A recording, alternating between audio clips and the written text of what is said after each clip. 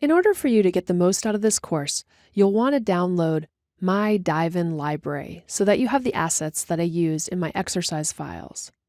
I've made the library available to you, and if you just follow this link, you're going to be able to view the library. So here I am on the page, and I'm viewing the library here. As you can see, it's going to display all of the elements that I've placed in the library. You're going to want to save the library. And once you do this, then the library is going to be available for you to use in your library pane. So at this point, if you return back to Illustrator, you should be able to go into your library and find the Dive-In library listed for you to be able to use with these exercise files. If you have access to the exercise files for this course, in some cases you may try to open the Illustrator file and you may see this warning message.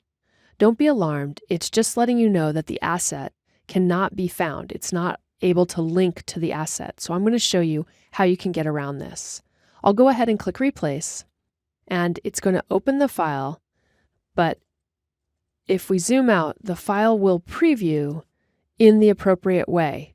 However, if you go to the link panel, you might see a red warning on a file that it's having problems linking to.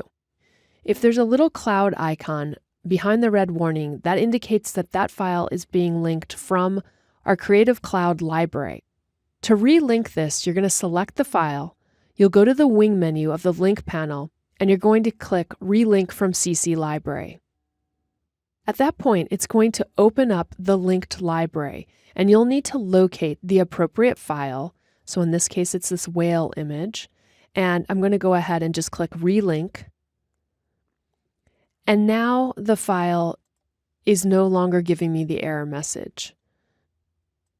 You should be able to resolve any problems with the images not finding the appropriate library in this way.